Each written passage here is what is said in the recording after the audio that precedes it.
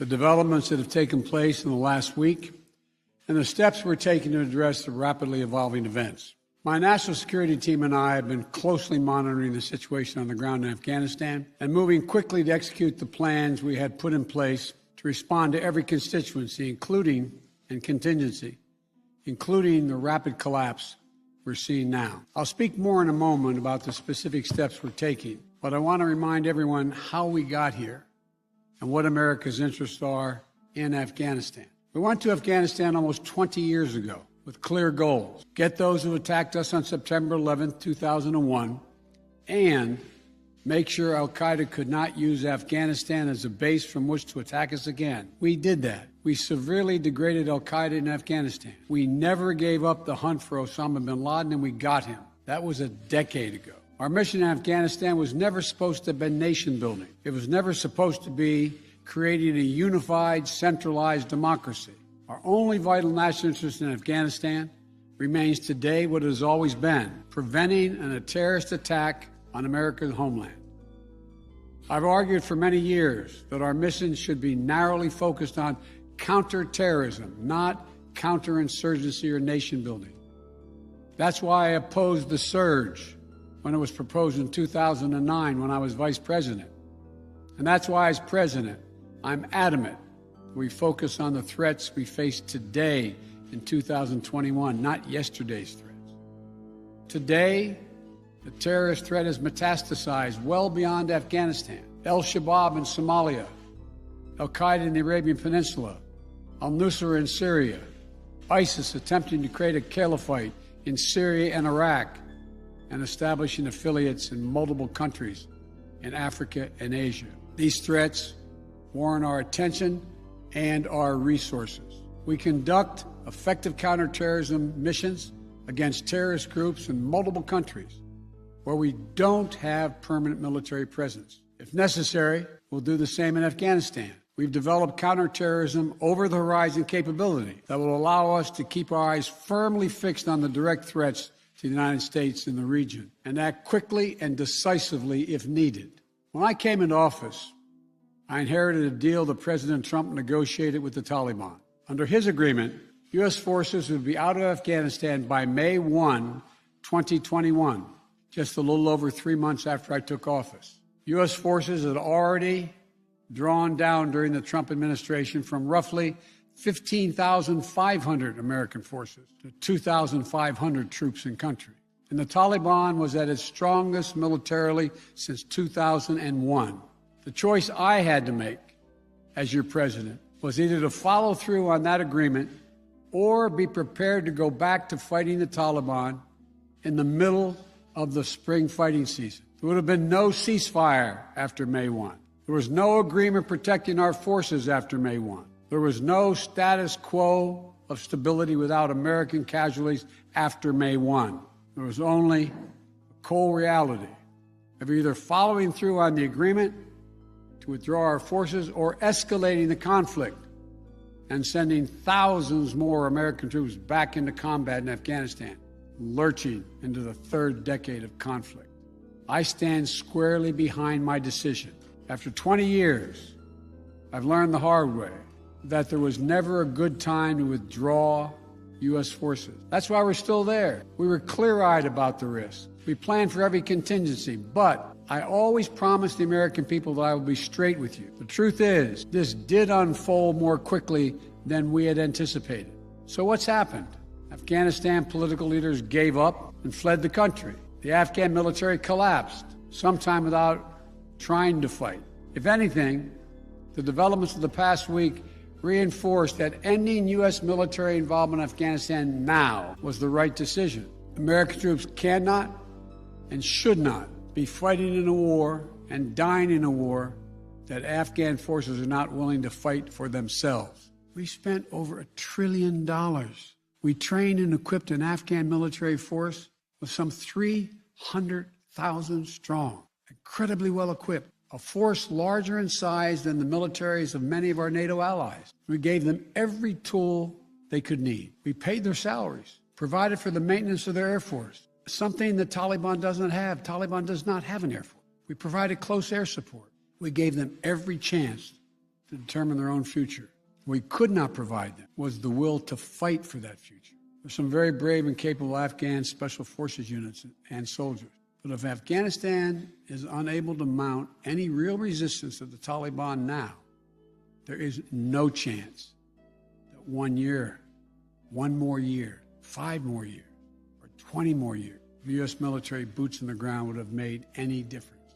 Here's what I believe to my core. It is wrong to order American troops to step up when Afghanistan's own armed forces would not. The political leaders of Afghanistan were unable to come together for the good of their people, unable to negotiate for the future of their country when the chips were down. They would never have done so while U.S. troops remained in Afghanistan, bearing the brunt of the fighting for them. And our true strategic competitors, China and Russia, would love nothing more than the United States to continue to funnel billions of dollars in resources and attention into stabilizing Afghanistan indefinitely. When I hosted President Ghani and Chairman Abdullah at the White House in June, and again when I spoke by phone to Ghani in July, we had very frank conversations. We talked about how Afghanistan should prepare to fight their civil wars after the U.S. military departed, to clean up the corruption in government so the government could function for the Afghan people. We talked extensively about the need for Afghan leaders to unite politically. They fail to do any of it. I also urged them to engage in diplomacy, to seek a political settlement with the Taliban. This advice was flatly refused. Mr. Ghani insisted that the Afghan forces would fight, but obviously he was wrong. So I'm left again to ask of those who argue that we should stay, how many more generations of America's daughters and sons would you have me send to fight Afghanistan's civil war when Afghan troops will not? How many more lives, American lives, is it worth? How many endless rows of headstones at Arlington National Cemetery? I'm clear on my answer. I will not repeat the mistakes we've made in the past. Mistake of staying and fighting indefinitely in a conflict that is not in the national interest of the United States, of doubling down on a civil war in a foreign country, of attempting to remake a country through the endless military deployments of U.S. forces. Those are the mistakes we cannot continue to repeat because we have significant vital interest in the world that we cannot afford to ignore. I also want to acknowledge how painful this is to so many of us. The scenes we're seeing in Afghanistan, they're gut-wrenching, particularly for our veterans, our diplomats, humanitarian workers, for anyone who has spent time on the ground working to support the Afghan people, for those who have lost loved ones in Afghanistan, and for Americans who have fought and served in the country, serve our country in Afghanistan. This is deeply, deeply personal. It is for me as well. I've worked on these issues as long as anyone. I've been throughout Afghanistan during this war, while the war was going on, from Kabul to Kandahar to the Kunar Valley. I've traveled there on 4 different occasions. I met with the people. I've spoken to the leaders. I spent time with our troops, and I came to understand firsthand what was and was not possible in Afghanistan. So now we're focused on what is possible. We will continue to support the Afghan people. We will lead with our diplomacy, our international influence, and our humanitarian aid. We'll continue to push for regional diplomacy and engagement to prevent violence and instability.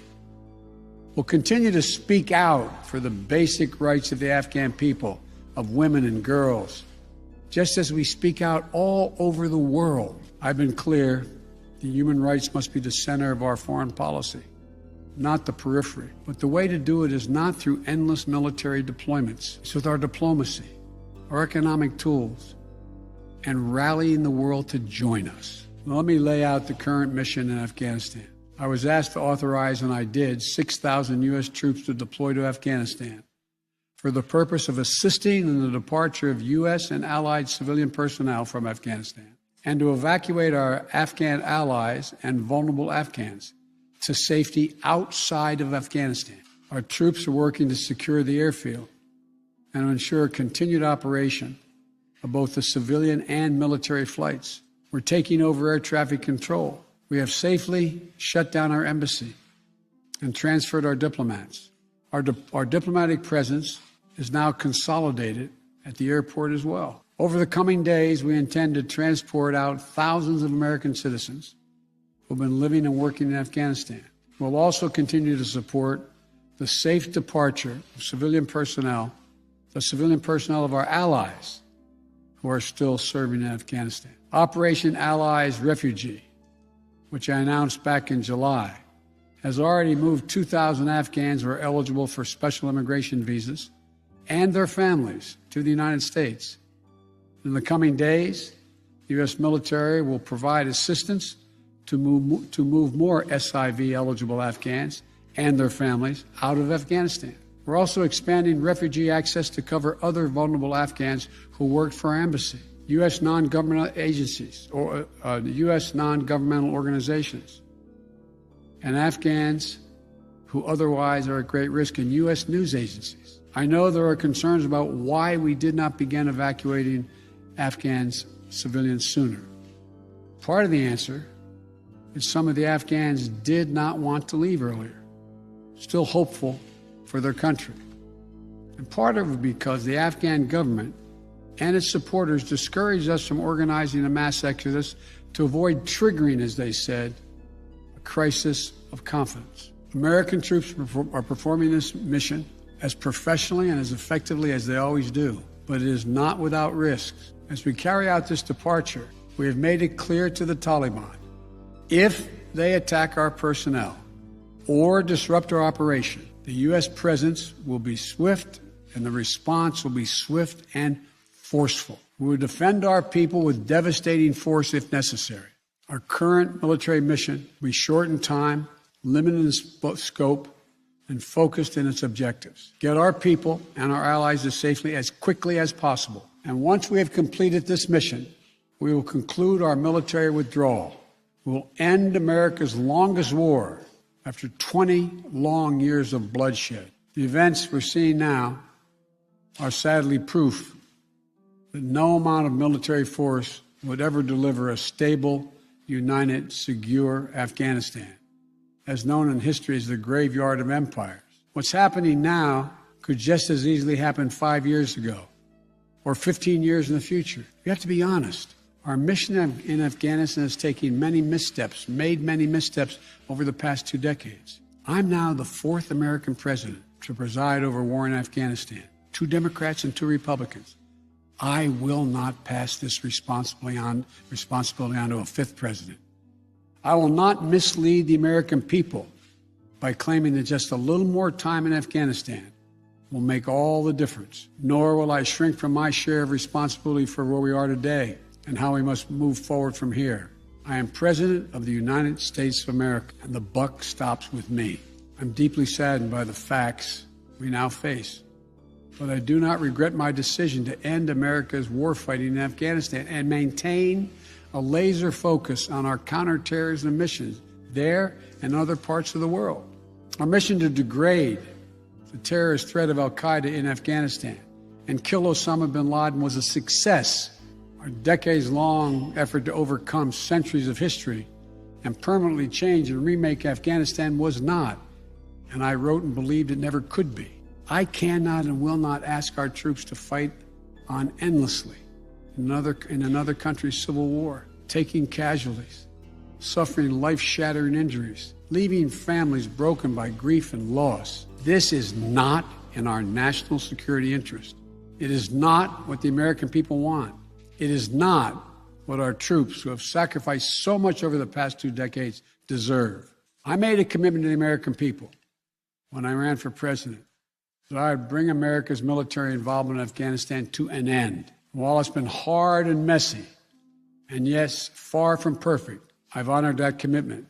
More importantly, I made a commitment to the brave men and women who serve this nation that I wasn't going to ask them to continue to risk their lives in a military action that should have ended long ago. Our leaders did that in Vietnam when I got here as a young man. I will not do it in Afghanistan.